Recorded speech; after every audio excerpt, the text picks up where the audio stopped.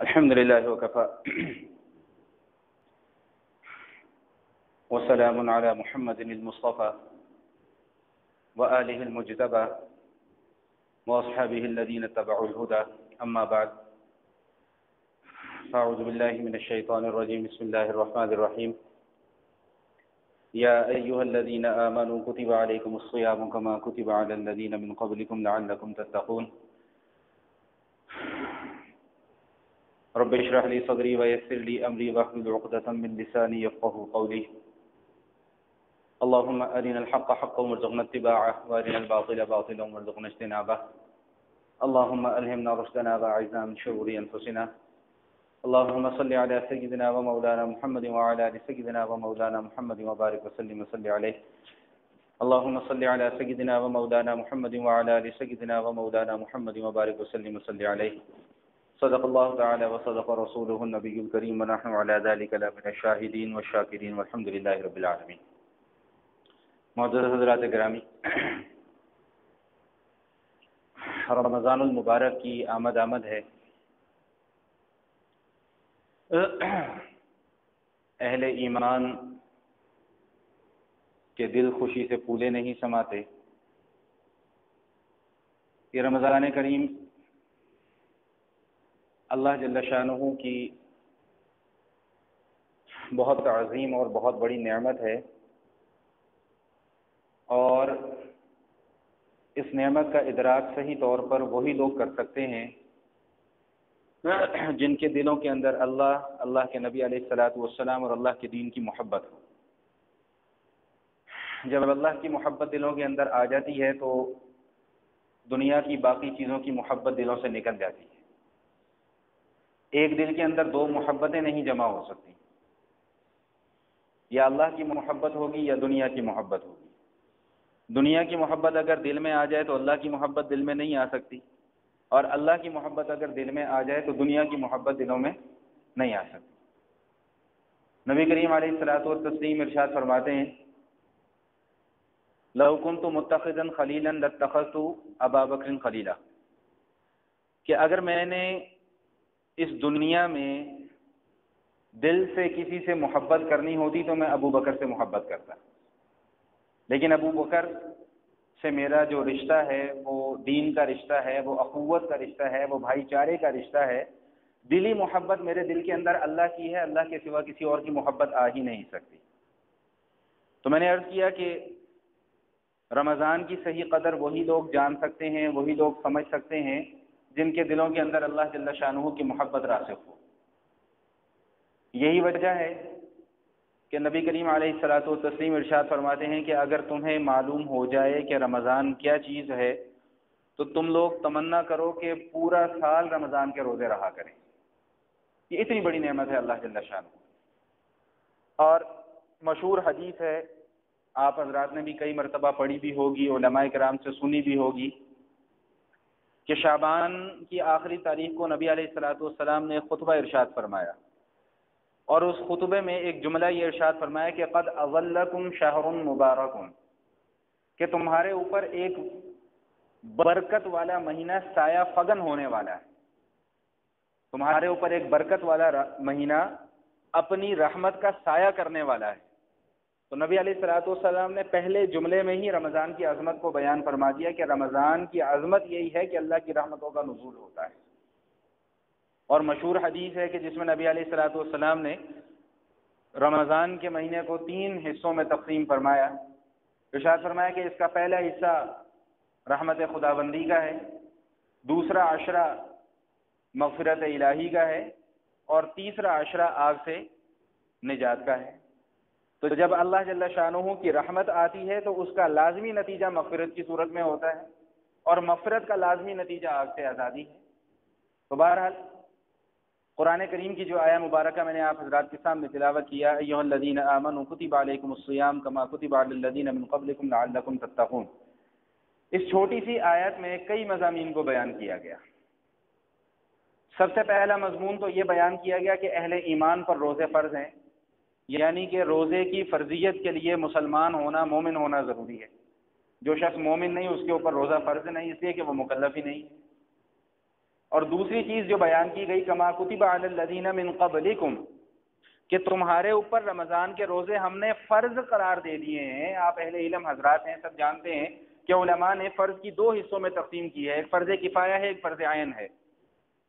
فرض کفایہ وہ فرض ہوتا ہے کہ جو علاقے کے چند ایک لوگ بھی ادا کر لیں تو باقی سب بری ذمہ ہو جاتے ہیں، جیسے نماز جنازہ ہے، سارے کے سارے علاقے والوں کا، سارے کے سارے شہر والوں کا کسی ایک فرد کی نماز جنازہ پڑھنا ضروری نہیں ہے، اگر علاقے کے دو چار لوگوں نے بھی نماز جنازہ ادا کر لی تو سب کی طرف سے ادا ہو جائے گی۔ ایک فرض عین ہے جو ہر شخص کے ذمے ہے، لازم ہے، اس سے کسی کی معافی نہیں ہے، کسی کی چھوٹ نہیں ہے۔ اور ہمیشہ میں آپ حضرات کے سامنے یہ عرض کیا کرتا ہوں کہ فرض کسے کہتے ہیں، اس کا آسان اور سادہ مفہوم یہ ہے کہ فرض وہ ہوتا ہے جو کسی صورت میں معاف نہیں ہوتا، الا یہ کہ انسان کی موت واقع ہو جائے۔ ایک تو فقہی تعریف ہے نا، فقہی تعریف نہیں، میں تو ایک عام سی سادہ زبان میں فرض سمجھانے کی کوشش کروں کہ فرض کسے کہتے ہیں۔ جب ہم اصطلاح استعمال کرتے ہیں کہ بھئی یہ چیز فرض ہے تو اس کا کیا مطلب کہ یہ معاف نہیں ہے، کسی بھی حالت میں معاف نہیں ہے۔ تو فرمایا کہ یا ایھا الذین آمنوا کتب علیکم الصیام، تمہارے اوپر ہم نے روزے رمضان کے فرض کر دیے، کما کتب علی الذین من قبلکم، جیسا کہ تم سے پہلی امتوں پر رمضان کے روزے فرض تھے۔ سمجھا دیا کہ تمہارے اوپر ہم نے جو رمضان کے روزے فرض کر دیے ہیں یہ کوئی اچنبے کی چیز نہیں ہے، یہ کوئی نئی یا کوئی انہونی چیز نہیں ہے۔ تمہارے سے پہلی جو امتیں اس دنیا میں گزری ہیں ان کے اوپر بھی ہم نے رمضان کے روزے فرض کیے تھے۔ اور علماء کرام نے لکھا ہے کہ نصارہ کے اوپر بھی رمضان کے روزے فرض ہے، جس طرح ہمارے اوپر فرض ہیں، اسی طرح عیسائیوں کے اوپر، جو حضرت عیسیٰ علیہ السلام کے ماننے والے، موجودہ دور کے عیسائی نہیں، یہ تو کافر ہیں، یہ اہل کتاب نہیں ہیں، ان کو اہل کتاب کہنا درست نہیں ہے، ایسے یہ تو مشرک ہیں۔ جب عیسیٰ علیہ السلام کو اللہ کا بیٹا بنا لیا یا تین خداؤں میں سے ایک خدا قرار دے دیا تو وہ مومن نہیں رہے، وہ کیا بن گئے؟ مشرک۔ تو فرمایا کہ نصارہ کے اوپر بھی رمضان کے روزے فرض تھے، اور اتنے ہی فرض تھے جتنے ہمارے اوپر فرض ہیں، یعنی 30 روزے۔ اب جب دین کے اندر خواہشات داخل ہو جائیں تو پھر انسان کی کوشش یہ ہوتی ہے کہ ہم دین کے مطابق نہ ڈھلیں، دین ہمارے مطابق ڈھل جائے۔ جیسے ہم بھی ایک نعرہ لگاتے ہیں نا کہ ہم اعتدال پسند ہیں، یہ دین فطرت ہے، بالکل دین فطرت ہے، لیکن دین فطرت کا ہم لوگ معنی کیا لیتے ہیں کہ ہر زمانے کے مطابق دین کو ڈھال لیا جائے۔ حالانکہ ہونا کیا چاہیے کہ ہم اپنے مطابق ہم اپنے آپ کو دین کے مطابق ڈھالنے، چاہے ہم کسی بھی زمانے میں ہوں، کسی بھی ملک میں ہوں، کسی بھی علاقے میں ہوں، ہم نے اپنے آپ کو دین کے مطابق ڈھالنا ہے، دین کو اپنے مطابق نہیں ڈھالنا۔ تو نصارہ کے اوپر رمضان کے 30 روزے فرض تھے، اتفاق سے وہ زمانہ ایسا تھا کہ شدید گرمی کا موسم تھا، ان کے جیسا کہ ہمارے معاشرے میں بھی جو کرائے کے ملا ہیں، جن کا اکثر میں تذکرہ کیا کرتا ہوں، حلوہ خور کرائے کے ملا، 2 بوٹیاں ان کے سامنے رکھ دیں، 1 روٹی ان کے سامنے رکھ دیں، 1 حلوے کی پلیٹ رکھ دیں، اپنی مرضی کا فتویٰ جو مرضی لے لیں۔ اس دور میں بھی ایسے لوگ موجود تھے۔ اب انہوں نے کیا فتویٰ دیا؟ اب انہوں نے یہ فتویٰ دیا کہ گرمی بہت شدید ہے، دن بڑے لمبے لمبے ہوتے ہیں، ہم سے اس گرمی کے موسم میں روزے نہیں رکھے جاتے، لہٰذا اب ہم یہ کریں گے کہ جب بابا جی بیٹھ جائیں بابا جی بیٹھ جائیں، جب بہار کے موسم میں رمضان آئے گا تو ہم اس وقت روزے رکھ دیا کریں گے۔ موسم بہار ہوتا ہے نا، کھلا کھلا موسم ہوتا ہے، بارشیں ہوتی ہیں، ٹھنڈی ٹھنڈی ہوائیں چلتی ہیں، تو جب موسم بہار آئے گا تو ہم تب روزے رکھ لیں گے۔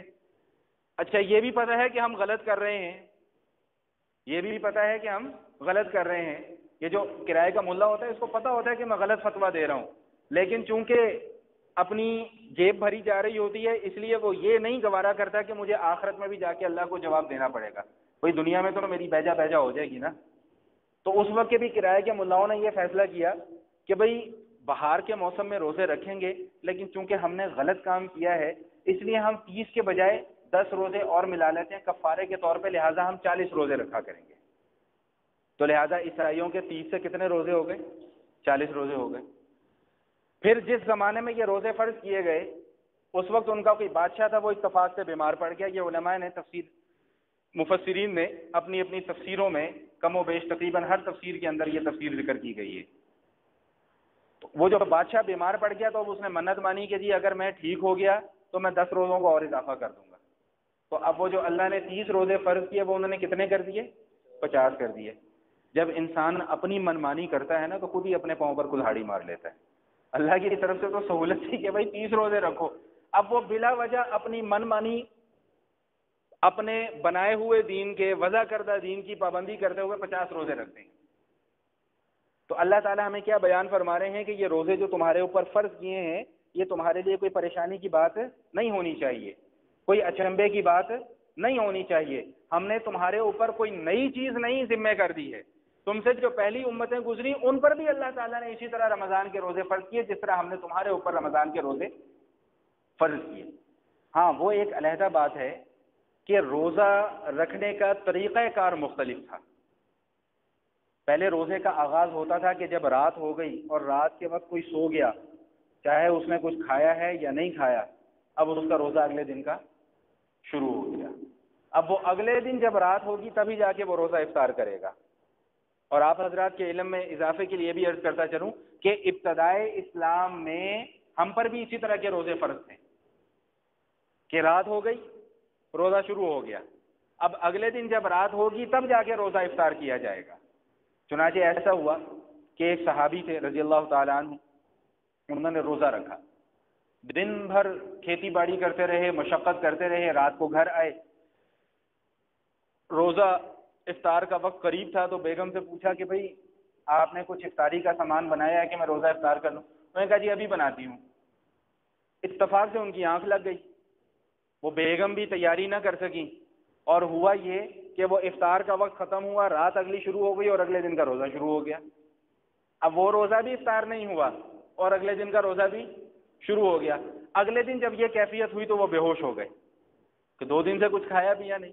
نبی علیہ الصلوۃ والسلام کے پاس ان کو لایا گیا تو اب اللہ جل شانہ کی طرف سے آیات نازل ہو رہی ہیں، ثم اتموا الصیام الی اللیل، بھائی آج کے بعد اب تمہارا روزہ اس طرح ہوگا کہ طلوع فجر کے وقت اپنا کھانا پینا بند کر دو اور غروب آفتاب کے وقت اپنا روزہ افطار کر لیا۔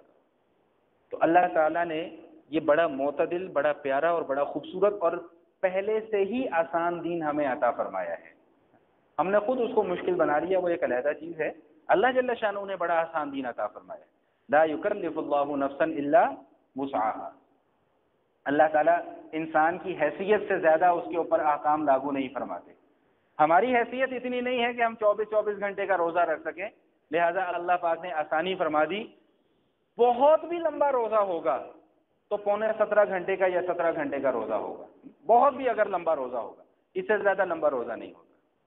اور اب تو ہمارے لیے بڑی آسانی ہو گئی ہے، اے سی آ گئے، پنکھے آ گئے، پکے مکان آ گئے، پکے گھر آ گئے، سایہ آ گیا، اپنی مرضی سے دفتر میں بھی کام کرنا ہے تو وہ بھی اے سی میں بیٹھ کر کام کرنا ہے، گھر میں بھی آرام کرنا ہے تو وہ بھی اے سی میں، ہاں نماز پڑھنے جانا ہے مسجد میں تو وہاں بھی اے سی لگا ہوا ہے، جہاں اے سی نہیں لگا ہوتا وہاں لوگوں کی نماز ہی نہیں ہوتی، یا اے سی نہ چل رہا ہو تو وہاں پہ فتویٰ فوراً آ جاتا ہے اے سی کیوں نہیں چلایا، ہماری نماز خراب ہو گئی ہے۔ تو ایسا نہیں ہوتا۔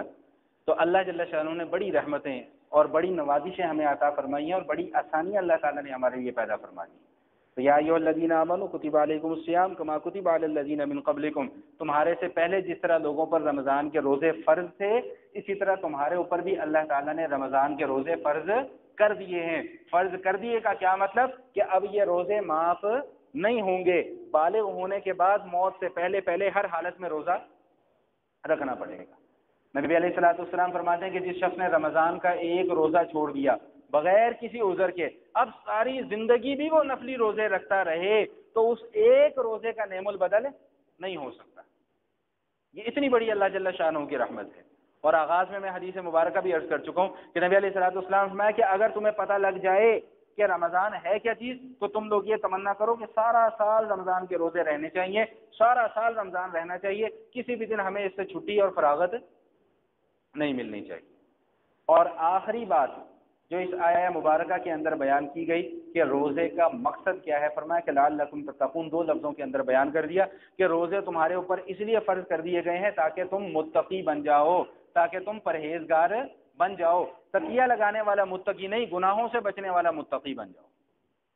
اور تقویٰ کس چیز کا نام ہے یہ میں پہلے بھی آپ حضرات کی خدمت میں کئی مرتبہ عرض کر چکا ہوں کہ تقویٰ صرف نیک کام کر لینے کا نام نہیں ہے، تہجدیں پڑھنے کا نام تقویٰ نہیں ہے، تسبیحات کرنے کا نام تقویٰ نہیں ہے، ذکر و اذکار کرنے کا نام تقویٰ نہیں ہے، بلکہ تقویٰ ان تمام اعمال کے ساتھ ساتھ حرام اور ناجائز امور سے بچنے کا نام ہے۔ جب تک یہ دونوں چیزیں ساتھ نہیں ملیں گی تقویٰ نہیں آئے گا۔ ایک آدمی بڑی نمازیں پڑھتا ہے، تہجد بھی بڑی پابندی سے پڑھتا ہے، تلاوت بھی بڑی پابندی سے کرتا ہے، ذکر و اذکار بھی بڑی پابندی سے کرتا ہے، لیکن گناہوں سے بچنے کا اہتمام نہیں کرتا، وہ متقی نہیں۔ ہاں، متقی کون ہے؟ جو اپنے آپ کو حرام اور ناجائز امور سے بچاتا ہے، پھر ساتھ یہ نیک کام کرتا ہے، پھر وہ متقی کہلائے گا۔ عبداللہ بن عمر رضی اللہ تعالیٰ عنہ نے سیدنا ابی بن کعب رضی اللہ تعالیٰ عنہ سے پوچھا کہ حضرت تقویٰ کسے کہتے ہیں؟ فرمایا کہ آپ نے جنگل میں کبھی کوئی پگڈنڈی دیکھی ہے، کبھی پگڈنڈی کے اوپر چلے ہیں؟ فرمایا کہ ہاں جی چلا ہوں۔ فرمایا کہ اس پگڈنڈی کے دونوں جانب کیا ہوتا ہے؟ فرمایا کہ جی خاردار جھاڑیاں ہوتی ہیں۔ فرمایا کہ آپ اپنے دامن کو ان خاردار جھاڑیوں سے بچاتے ہوئے چلتے ہیں؟ فرمایا ہاں جی بچا کے چلتا ہوں۔ فرمایا کہ اسی چیز کا نام تقویٰ ہے، کہ اسلام ایک پگڈنڈی ہے، ایک راستہ ہے، اور اس کے دونوں جانب گناہوں کی خاردار جھاڑیاں ہیں، آپ نے اپنے دامن کو ان خاردار جھاڑیوں سے بچاتے ہوئے گناہوں کی چلنا ہے، اسی چیز کا نام تقویٰ ہے۔ اللہ جل شانہ فرماتے ہیں روزے کا مقصد کیا ہے؟ لعلکم تتقون، تاکہ تم متقی بن جاؤ۔ اب بظاہر اس کے اندر کوئی تال میل سمجھ میں نہیں آتا کہ صبح سے لے کر شام تک اگر ہم بھوکے پیاسے رہیں گے تو ہم متقی کیسے بن جائیں گے؟ سوال ذہن میں اٹھ سکتا ہے کہ صبح سے لے کر شام تک بھوکے پیاسے رہنے سے انسان متقی کیسے بن سکتا ہے؟ تو اس کا بڑا ایک آسان اور سادہ سا فارمولہ ہے۔ انسان کی جو خواہشات ہیں، انسان کا جو نفس ہے، یہ نفس انسان کو گناہوں پر ابھارتا ہے، اور رمضان کا اصل مقصد اپنے اس نفس کو قابو کر لینا ہوتا ہے۔ میں ہر سال ایک مثال اس کی ایک آپ حضرات کے سامنے عرض کیا کرتا ہوں کہ شدید گرمی ہے، روزہ رکھا ہوا ہے، پیاس اتنی شدید لگ رہی ہے کہ حلق میں کانٹے چبھ رہے ہیں، میں گھر کے اندر تنہا بیٹھا ہوں، اکیلا بیٹھا ہوں، کوئی مجھے اور دیکھنے والا نہیں ہے۔ اگر میں چاہوں تو پانی کے ایک دو گھونٹ اپنے حلق کے اندر اتار سکتا ہوں کہ اگر میں نے ایک دو گھونٹ پانی پی لیا تو کسی کو کیا پتہ لگے گا کہ میرا روزہ ٹوٹ گیا، لیکن میں ایسا کرتا نہیں ہوں۔ کیوں؟ کہ میرے دل کے اندر یہ ڈر ہے کہ اگر میں نے ایسا کر لیا تو میرا روزہ ٹوٹ جائے گا، اور روزہ ٹوٹ گیا تو کل قیامت کو اللہ کے حضور جا کر میں کیا جواب دوں گا؟ تو اب جو رمضان میں روزے کی حالت میں انسان کے ذہن کے اندر جو استحضار ہے کہ میرا اللہ مجھے دیکھ رہا ہے، یہی استحضار 11 کے 11 مہینے اگر دل کے اندر آ جائے، دماغ کے اندر آ جائے، تو فرمایا کہ اسی چیز کا نام ہے لعلکم تتقون، تم متقی بن جاؤ۔ رمضان تمہیں پریکٹس کروا رہا ہے، تمہاری مشق کروائی جا رہی ہے کہ تم نے باقی 11، توجہ میری طرف رکھو یار، اے سی چل جائے گا، کیا ہو گیا؟ اگر تھوڑی دیر گرمی میں بیٹھ جائیں گے تو کوئی پریشانی والی چیز تو نہیں ہے۔ توجہ میری طرف رکھا کریں، ہر جمعے مجھے آپ حضرات کو یہ بات سمجھانی پڑتی ہے۔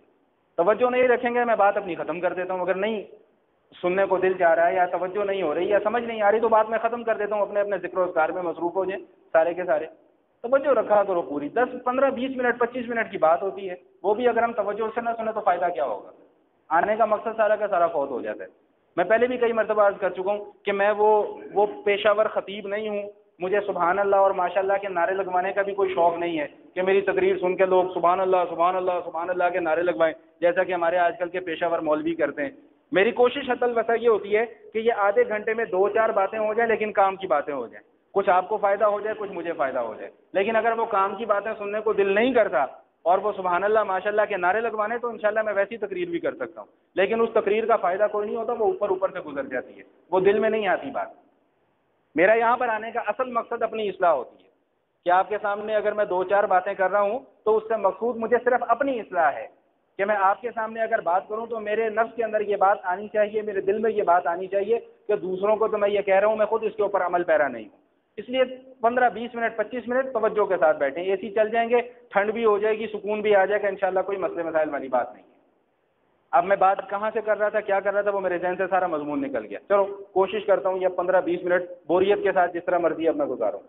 تو عرض یہ کر رہا تھا کہ رمضان کا اصل مقصد ہے لعلکم تتقون، تاکہ تمہارے اندر تقویٰ آ جائے۔ یہ جو 11 مہینے ہم نے باقی گزارنے ہیں وہ کیسے گزارنے ہیں، وہ اس رمضان کے مہینے سے ہمیں سیکھنا ہے۔ ہم دیکھتے ہیں کہ رمضان کا چاند نظر آتا ہے، مسجدیں بھی بھر جاتی ہیں، جوش و خروش بھی آ جاتا ہے، ولولہ بھی آ جاتا ہے، نوجوان ہو کیا، بوڑھے کیا، بچے کیا، سب مسجدوں کی طرف چلے آتے ہیں۔ یہ کیا چیز ہے؟ یہ وہی اللہ تعالیٰ سے محبت ہے جو ہمیں مسجدوں کے اندر کھینچ کر لاتی ہے۔ بس اللہ یہ چاہتے ہیں کہ جس طرح رمضان کے مہینے میں تم مسجدوں میں کھینچے چلے آ رہے ہو، اسی طرح تمہیں باقی 11 مہینے بھی مسجدوں کے اندر اسی طرح کھینچے چلے آنا چاہیے۔ نماز صرف رمضان کے مہینے میں فرض نہیں ہے، نماز 12 مہینے فرض ہے۔ قرآن کریم کو پڑھنا یا سننا یہ صرف رمضان المبارک کے مہینے کے ساتھ مخصوص نہیں ہے۔ تسبیحات اور ذکر و اذکار کرنا، راتوں کو جاگنا، تہجد پڑھنا، یہ صرف رمضان کے مہینے کے ساتھ مخصوص ہے نہیں ہے، یہ تو 12 مہینے اللہ تعالیٰ نے ہمارے ذمہ یہ چیزیں لگائی ہیں۔ تو رمضان ہمیں اس چیز کی مشق کرواتا ہے، ہمیں اس چیز کی پریکٹس کرواتا ہے کہ اب آپ نے اپنے 11 مہینے باقی زندگی کے معمولات کیسے گزارنے ہیں۔ صبح سے شام تک ہم روزہ رکھتے ہیں، روزہ رکھتے وقت ہماری کوشش یہ ہوتی ہے کہ ہم جھوٹ نہ بولیں، روزہ رکھے ہوئے حالت میں ہماری کوشش ہوتی ہے ہم غیبت نہ کریں، روزہ رکھے ہوئے ہماری کوشش یہ ہوتی ہے کہ ہم کسی کے ساتھ لڑائی جھگڑا نہ کریں، روزہ رکھنے کی حالت میں ہماری کوشش یہ ہوتی ہے کہ ہم اپنی نظروں کی حفاظت کریں۔ تو اب یہ کوششیں ساری کی ساری صرف روزے کے ساتھ مخصوص نہیں ہے، یہ تو پوری زندگی کے معمولات ہیں۔ ہاں، ایک چھوٹا سا جملہ اور عرض کروں بات سمجھانے کے لیے۔ رمضان اللہ کی طرف سے ایک علیحدہ نعمت ہے اور رمضان کا روزہ ایک علیحدہ نعمت ہے۔ اس کی ایک میں مثال عرض کرتا چلوں کہ ایک ہے مسجد کی عمارت، یہ مسجد ہے، اور ایک ہے مسجد میں ہونے والے اعمال۔ اب مسجد میں کیا اعمال ہوتے ہیں؟ نماز پڑھائی جاتی ہے، جمعہ ہوتا ہے، تراویح ہوتی ہے، ذکر و اذکار ہوتے ہیں، تسبیحات ہوتی ہیں، خیر کی باتیں ہوتی ہیں۔ تو یہ وہ اعمال ہیں جو مسجد کے اندر کیے جاتے ہیں۔ اب ایک آدمی اگر خدا نہ خواستہ ان کاموں میں سے کوئی ایک کام بھی نہیں کرتا تو اس کے لیے بھی ضروری ہے کہ وہ مسجد کا احترام کرے، اور جو آدمی یہ سارے کے سارے کام کر رہا ہے اس کے لیے بھی ضروری ہے کہ وہ مسجد کا احترام کرے۔ ایک آدمی باہر کسی کو گالی دیتا ہے تو وہ گناہ ہے، ایک آدمی مسجد میں آ کر خدا نہ خواستہ کسی کو گالی دیتا ہے تو یہ دوہرا گناہ ہے۔ ایک آدمی نماز نہیں پڑھتا، روزہ نہیں رکھتا، مسجد کو آ کے آباد نہیں کرتا، وہ بھی مجرم ہے۔ لیکن ایک آدمی مسجد کی توہین کرتا ہے، مسجد کی بے حرمتی کرتا ہے، تو یہ صرف گناہ گار نہیں کہلائے گا، یہ باغی کہلائے گا۔ بات سمجھ میں آ رہی کہ نہیں آ رہی؟ تو اسی طرح ایک رمضان ہے اور ایک رمضان کا روزہ ہے، یہ دونوں اللہ کی نعمتیں ہیں۔ خدا نہ خواستہ اگر کوئی شخص روزہ نہیں رکھ پاتا تو اس پر بھی لازم ہے کہ وہ رمضان کے مہینے کا ادب اور احترام ملحوظ خاطر رکھے۔ سمجھانے کے لیے ایک مسئلہ عرض کرتا چلوں۔ خواتین کے اوپر بھی روزہ فرض ہے جس طرح مردوں کے اوپر روزہ فرض ہے، لیکن خواتین کے اگر کچھ مخصوص ایام درمیان میں آ جائیں تو پھر ان کے اوپر روزہ رکھنا ضروری نہیں ہے بلکہ چھوڑنا ضروری ہے، ٹھیک۔ لیکن علماء نے لکھا ہے کہ خواتین اپنے ان مخصوص ایام میں بھی روزہ تو نہیں رکھیں گی لیکن رہیں گی روزے داروں کی طرح۔ ان کے اوپر بھی یہ لازم ہے کہ وہ صبح سے شام تک کچھ کھائیں پیئے نہ، کیوں؟ رمضان کا احترام۔ بات سمجھ میں آ رہی کہ نہیں آ رہی؟ اگر یہ مسئلہ پہلے سے معلوم تھا تو بڑی اچھی بات، اگر آج معلوم ہو گیا تو اپنے گھروں میں جا کے خواتین کو بتائیں۔ خواتین ہماری ان معاملات کا خیال نہیں کرتی، وہ یہ سمجھتی ہیں کہ ہمیں یہ 3 دن یا 10 دن اب چھٹی مل گئی ہے، اب خوب ہم کھائیں گی بھی، پیئیں گے بھی، پانی بھی پیو، جو مرضی کرو۔ نہیں، خواتین کے لیے یہ جائز نہیں ہے، لیکن وہ روزہ نہیں کہلائے گا، لیکن ان کے لیے ادب اور احترام روزے کا ضروری ہے۔ تو جس طرح مسجد اور مسجد میں ہونے والے کام دو علیحدہ علیحدہ چیزیں ہیں، اسی طرح رمضان اور رمضان میں ہونے والے کام یہ دو علیحدہ علیحدہ چیزیں ہیں۔ رمضان کا مہینہ مستقل نعمت ہے اور رمضان کا روزہ مستقل اللہ تعالیٰ کی طرف سے نعمت ہے۔ لعلکم تتقون، تاکہ تم لوگ انسان بن جاؤ، متقی بن جاؤ، پرہیزگار بن جاؤ، اللہ سے ڈرنے والے بن جاؤ، اللہ سے محبت کرنے والے بن جاؤ۔ اگر یہ بات رمضان کے مہینے میں ہمارے اندر آ گئی تو انشاءاللہ باقی پوری کی پوری زندگی پرسکون گزرے گی۔ وگرنہ ہر سال رمضان آتا ہے، ہر سال رمضان چلا جاتا ہے، ہر سال تقریریں بھی خوب ہوتی ہیں، وعظ بھی خوب ہوتے ہیں، نصیحتیں بھی خوب ہوتی ہیں، ہم سنتے بھی ہیں، اور جیسے ہی رمضان کا عید کا چاند نظر آیا وہ ساری کی ساری رحمتیں، وہ ساری کی ساری برکتیں جو ہم نے پورے مہینے محنت اور مشقت کر کے سمیٹی تھی، وہ ایک جھٹکے میں، ایک چٹکی میں ہم اس کو اٹھا کر پس پشت ڈال دیتے ہیں، اور اللہ خیر صلی اللہ۔ پھر ہم اس بات کا انتظار کرتے ہیں کہ جب اگلے سال رمضان آئے گا تو پھر ہم اگلے سال آ کر نیکیاں اکٹھی کر لیں گے۔ بات یہ ہے کہ اگلے سال کا رمضان آتا ہے یا نہیں آتا یہ کسی کے علم میں بھی نہیں۔ ایک جملہ بار بار میرے ذہن میں آ رہا تھا، میرا دل کر رہا ہے کہ وہ جملہ بھی آپ کے سامنے عرض کر دوں۔ اللہ تعالیٰ نے ہمیں، میں نے گزشتہ جمعے میں شب برات کے فضائل پر گفتگو آپ حضرات کے سامنے کی تھی، تو ایک شب برات ہے جو شعبان میں اللہ پاک نے ہمیں عطا فرمائی، ایک شب قدر ہے جو اس سے بھی زیادہ عظمت والی ہے، وہ رمضان کے آخری عشرے کی طاق راتوں میں اللہ تعالیٰ نے ہمیں عطا فرمائی. تو وہ جملہ بار بار میرے ذہن میں آ رہا تھا اور میرا دل کر رہا ہے کہ وہ جملہ میں آپ حضرات کے ساتھ بھی شیئر کر لوں. وہ کیا کہ جو شب برات ہے یہ حلوے نے خراب کر دی اور شب قدر جو ہے وہ بازاروں نے خراب کر دی. طاق راتوں میں ہم لوگ اہتمام نہیں کرتے کہ ہم نے اللہ کی عبادت بھی کرنی ہے. طاق راتوں میں بھی ہم اپنی وہی معمول کی زندگی گزار رہے ہیں، بلکہ طاق راتوں میں آ کے تو معمولات اور خراب ہو جاتے ہیں. ہماری طاق راتیں ہمارے بازاروں کی زینت بن جاتی ہیں. جو اللہ سے مانگنے کا وقت ہے وہ ہم اپنا سارا کا سارا وقت جا کر بازاروں میں گزار دیتے ہیں، شاپنگ کرنے میں گزار دیتے ہیں. میں شاپنگ نہ کرنے کے اوپر کوئی فتویٰ نہیں لگا رہا، شاپنگ کرنی ہے ان دنوں میں کر لیں. ضروری ہے کہ رمضان میں ہی جا کے شاپنگ کرنی ہے اور ضروری ہے کہ طاق راتوں میں ہی جا کر شاپنگ کرنی ہے. یہ دن بھی تو اللہ تعالیٰ نے دیا ہے، ان میں جا کے عید کی تیاری کر لیں. تو رمضان اللہ تعالیٰ کی بہت بڑی نعمت ہے. قد اضلکم شہر مبارک. نبی پاک صلی اللہ علیہ وسلم فرماتے ہیں کہ تمہارے اوپر رمضان کا مہینہ ایک بہت بڑا مہینہ ہے جو اپنی رحمتوں کے سائے لے کر تمہارے اوپر آنے والا ہے، لہذا اس کی تیاری کر دو.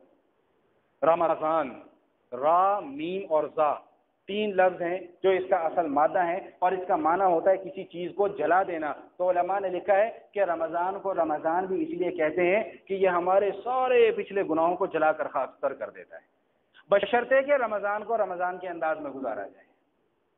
ایک مشہور حدیث مبارکہ ہے، نبی پاک صلی اللہ تعالی علیہ وسلم مسجد نبوی میں تشریف لاتے ہیں. مسجد نبوی کا ممبر شریف ہے، ممبر شریف پر پہلا قدم رکھا، فرمایا آمین. دوسرا قدم رکھا، فرمایا آمین. تیسرا قدم رکھا، فرمایا آمین. اب صحابہ بڑے حیران ہیں کہ نبی علیہ الصلوۃ والسلام سے یہ کیسا معمول، کیسا عمل ہوا. آج سے پہلے تو ہم نے ایسا عمل دیکھا نہیں، سمجھ میں بھی نہیں آیا کہ نہ کوئی دعا ہوئی ہے نہ کوئی دعا کرنے والا موجود ہے، لیکن آقا علیہ الصلوۃ والسلام آمین فرماتے ہیں. ہمت کر کے ایک صحابی نے پوچھ لیا، یا رسول اللہ صلی اللہ تعالی علیہ وسلم یہ کیا معاملہ ہوا؟ تو آقا علیہ الصلوۃ والسلام نے فرمایا کہ جبریل امین علیہ الصلوۃ والسلام میرے پاس آئے تھے، انہوں نے 3 بد دعائیں کی، 3 دعائیں نہیں 3 بد دعائیں کی، اور میں نے ان تینوں بد دعاؤں پر آمین کہا. اب ذرا مجھے اور آپ کو ایک لمحہ یہاں پر رک کر سوچنا چاہیے کہ بد دعا دینے والے جبریل معصوم اور آمین کہنے والے امام الانبیاء، امام المعصومین، معصوموں کے سردار. اب اگر جبریل دعا کریں، آقا علیہ الصلوۃ والسلام آمین کہہ دیں، تو کیا اس بد دعا کی قبولیت میں کوئی شک اور تردد ہے؟ جو شک اور تردد کرے گا اس کا ایمان ہی باقی نہیں رہے گا. تو صحابہ نے عرض کیا، یا رسول اللہ صلی اللہ علیہ وسلم یہ کیا معاملہ تھا؟ آقا علیہ الصلوۃ والسلام نے ارشاد فرمایا کہ جبریل امین علیہ الصلوۃ والسلام تشریف لائے، 3 بد دعائیں کہیں، تینوں بد دعاؤں پر میں نے آمین کہا. پہلی سیڑھی پر جب قدم رکھا تو انہوں نے پہلی بد دعا دی کہ ہلاک اور برباد ہو جائے وہ شخص کہ جس کے ماں باپ یا دونوں میں سے کوئی ایک بوڑھا ہو اور وہ ان کی خدمت کر کے اپنے گناہوں کو نہ بخشوائے. تو میں نے کہا آمین. اب یہ ایک علیحدہ اور مستقل موضوع ہے، اس پر میں کئی مرتبہ گفتگو کر چکا ہوں. فرمایا جب دوسری سیڑھی پر قدم رکھا تو جبریل امین علیہ الصلوۃ والسلام نے بدعا کی کہ ہلاک اور برباد ہو جائے وہ شخص کہ جس کے سامنے آپ کا نام نامی لیا جائے اور وہ آپ علیہ الصلوۃ والسلام پر درود نہ بھیجے. ایک مرتبہ سارے کے سارے حضرات درود شریف پڑھ لیجیے. اللہم صلی علی محمد وعلی آل محمد کما صلیت علی ابراہیم وعلی آل ابراہیم انک حمید مجید. اللہم بارک علی محمد وعلی آل محمد کما بارکت علی ابراہیم وعلی آل ابراہیم انک حمید مجید. ہمارا یہ عقیدہ ہے، ہمارا یہ عقیدہ ہے، بلکہ عقیدہ نہیں، عقیدے سے اوپر کی چیز بتلا رہا ہوں. ایمان ہے ہمارا یہ کہ ہمارا یہ درود شریف جیسے ہی ہم نے پڑھا یہ آقا علیہ الصلوۃ والسلام کی خدمت عالیہ میں ہمارا نام لے کر پیش ہوا جا چکا ہے. یہ ہمارا عقیدہ ہے، تمام کے تمام اہل ایمان کا عقیدہ ہے.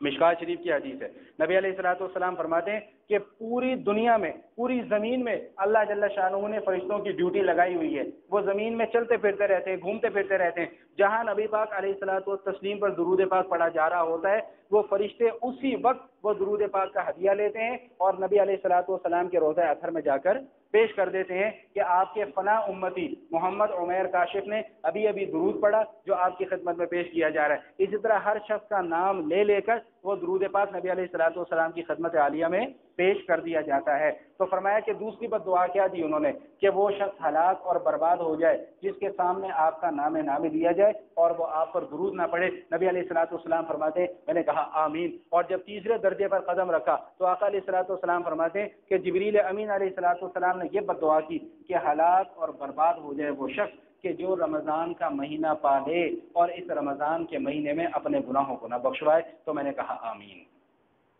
یہ میرے آپ کے ہم سب کے لیے لمحہ فکریہ ہے کہ اللہ جل شانہ نے زندگی میں ایک مرتبہ پھر یہ ہمیں نعمت عطا فرما دی ہے یا فرما دیں گے. چند دن رہ گئے ہیں رمضان کا آغاز ہونے میں، آج ہی سے اس کی تیاری شروع کر دیجئے. نوافل کا اہتمام، ذکر و اذکار کا اہتمام، گناہوں سے بچنے کا اہتمام، یہ سب سے زیادہ ضروری چیز ہے. نوافل بھی ہر کوئی پڑھ لیتا ہے، ذکر و اذکار بھی ہر کوئی کر لیتا ہے، تلاوت بھی ہر کوئی کر لے گا، لیکن اصل چیز جو میں نے گفتگو کے آغاز میں عرض کر دیا تھا کہ صرف ان عبادات کے کر لینے کا نام تقویٰ نہیں ہے. تقویٰ حرام کاموں سے بچنے کا نام ہے. جس چیز کو نبی علیہ الصلوۃ والسلام نے ناجائز قرار دے دیا، جس چیز سے نبی علیہ الصلوۃ والسلام نے ہمیں منع کر دیا کہ تم نے یہ کام نہیں کرنا، اس چیز کو کر لینا یہ بھی حرام ہے. یاد رکھیے گا کہ حرام صرف یہ نہیں ہے کہ قرآن میں آ گیا کہ بھئی یہ کام نہ کرو تو پھر ہم نے وہ کام کر لیا تو وہ حرام ہو گیا. نہیں، آقا علیہ الصلوۃ والسلام بھی اگر کسی عمل کو منع فرما دیں کہ بھئی تم نے یہ نہیں کرنا تو پھر کسی نے اس کو کر لیا تو وہ بھی حرام ہوگا. حرام صرف قرآن سے ہی نہیں نکلتا، حرام احادیث سے بھی نکلتا ہے. فرض صرف قرآن سے ہی ثابت نہیں ہوتا، فرض احادیث متواترہ سے بھی ثابت ہو جاتا ہے. یہ علمی باتیں ہیں، یہ علماء کا کام ہے. ہمارا کام صرف ان مسائل کو سیکھنا اور سمجھنا ہے کہ اللہ تعالیٰ نے کیا کیا چیزیں ہمارے ذمے لگائی ہیں اور کن کن چیزوں کو ہمارے اوپر حرام قرار دیا ہے. اس چیز کا علم سیکھنا مجھ پر، آپ پر، ہم سب کی ذمہ داری اور ہمارے اوپر یہ فرض ہے.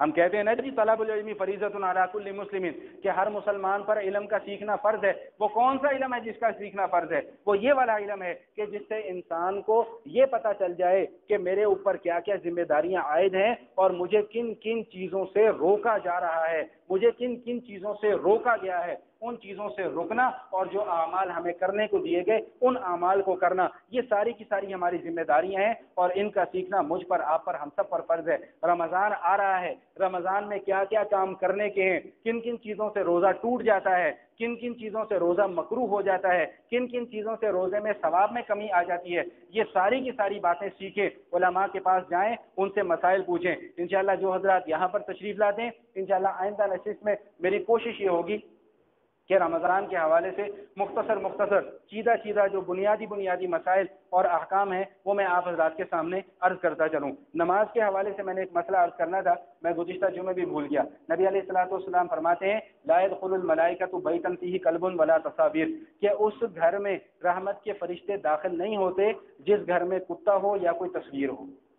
جس گھر میں کتے پالے جا رہے ہیں وہاں پر رحمت کے فرشتے داخل نہیں ہوتے، میرے آقا علیہ الصلوۃ والسلام فرماتے ہیں. یا جن گھروں میں تصویریں آویزاں کی جاتی ہیں، بت لگائے جاتے ہیں، جانداروں کی تصویریں لگائی جاتی ہیں، میرے آقا علیہ الصلوۃ والسلام فرماتے ہیں کہ وہاں پر رحمت کے فرشتے نہیں آتے. یہ مسئلہ میں نے یہ عرض کرنا تھا کہ ہمارے آج کل یہ فیشن بن گیا کہ وہ عجیب بیہودہ اور تصویروں والے اور عجیب کپڑے پہن کر ہم لوگ نماز پڑھنے آ جاتے ہیں. وہ اور کچھ نہیں ملتا تو وہ ہم نکر سی اتنی لمبی پہن کر نماز پڑھنے آ جاتے ہیں. وہ ایک دفعہ میرے ایک دوست ہے، وہ شارٹس آج کل چل رہی ہیں نا جو ٹخنوں سے اوپر ہوتی ہے، وہ آئے تو میں نے ان کی طرف بڑی عجیب سی نظروں سے دیکھا. میں نے کہا یہ کیا؟ جی سنت کے مطابق میں نے پہنا ہے. میں نے کہا یہ کیسی سنت ہے؟ جی ٹخنوں سے اوپر ہے. آپ خود ہی تو مسئلہ بتاتے ہیں کہ ٹخنوں سے نیچے شلوار کو کرنا حرام ہے. تو میں نے کہا بھائی جب شلوار قمیض پہنتے ہو اس وقت یہ تمہاری سنت کہاں چلی جاتی ہے؟ وہ چونکہ فیشن ہے، شارٹس کا پہننا فیشن ہے، اس لیے اس میں ہمیں سنت اچھی لگتی ہے. اب شلوار قمیض میں ہمیں ٹخنے اوپر کرنے پڑتے ہیں تو اس لیے وہ سنت وہاں پر ہمیں اچھی نہیں لگتی. تو ایسا لباس جس کے اوپر کوئی تصویریں وغیرہ بنی ہوئی ہوں یا ایسا لباس جس کپڑے پر تصویریں بنی ہوں اس میں تو مطلقاً نماز ہوتی نہیں ہے. فقہا نے لکھا ہے کہ ایسی نماز کو دوبارہ لوٹانا واجب ہے. اور ایسا لباس کہ جو ہم کسی محفل میں، کسی تقریب میں، کسی مجلس میں ہم پہن کر جانا وہ پسند نہیں کرتے، اس لباس میں اگر ہم نماز پڑھیں گے تو علماء نے لکھا ہے کہ ایسے لباس میں نماز پڑھنا مکروہ ہے. مکروہ کا کیا مطلب ہے کہ اس سے نماز کا فرض تو آپ کا ادا ہو جائے گا، ثواب ملتا ہے یا نہیں ملتا یہ اللہ ہی بہتر جانتے ہیں. تو لباس کا اہتمام، نماز کے لیے جب آئیں تو بہت عمدہ نہیں تو کم از کم ایک درمیانے درجے کا لباس تو ہمیں کم از کم پہنا ہونا چاہیے. وہ نکر اور شرٹ، اور بسا اوقات ہم صبح فجر کی نماز پڑھنے آتے ہیں تو وہ سلیپنگ سوٹ میں ہی ہم صبح فجر کی نماز پڑھنے کے لیے آ جاتے ہیں. اب اگر ہم کسی سے یہ کہیں کہ بھائی یہ سلیپنگ سوٹ پہن کر کسی شادی کی تقریب میں چلے جاؤ تو ہم جائیں گے؟ کبھی بھی نہیں جائیں گے. کیوں؟ وہاں پر ہماری ناک کٹ جائے گی، وہاں پر ہماری بے عزتی ہو جائے گی. لوگ کیا کہیں گے؟ مذاق اڑائیں گے کہ بھائی دیکھو یہ کیسا لباس پہن کر آ گیا. تو جب اللہ کے حضور آ رہے ہیں، یہ نماز پڑھنا ہم صرف فرض ادا کرنے نہیں آ رہے ہوتے. یہ بات اپنے ذہن میں بٹھا لیں کہ نماز جب ہم پڑھتے ہیں تو ہم اللہ کے حضور، اللہ کے قدموں میں سجدہ کر رہے ہوتے ہیں، اللہ کے دربار میں ہم آ رہے ہوتے ہیں. تو اللہ کے دربار میں آئیں تو وہ گھٹیا سا لباس پہن کر آ جائیں، وہ 2 روپے والی گندی اور میلی ٹوپی پہن کر آ جائیں، تو ایسی نمازوں کی کو اللہ تعالیٰ کی کوئی ضرورت نہیں ہے. حدیث شریف میں آتا ہے کہ قیامت میں جب نمازوں کا حساب کتاب کیا جائے گا تو بہت سے نماز پڑھنے والے ایسے ہوں گے، بے نمازی نہیں، نماز پڑھنے والے ایسے ہوں گے کہ جن کی نمازوں کو پرانے کپڑے کی طرح لپیٹ کر ان کے منہ پر مار دیا جائے گا اور کہا جائے گا کہ جاؤ اپنی ان نمازوں کو لے جاؤ، ہمیں تمہاری ان نمازوں کی کوئی حاجت اور کوئی ضرورت نہیں ہے. اقول قولی ھذا نستغفر اللہ من کل ذنب ونتوب الیہ.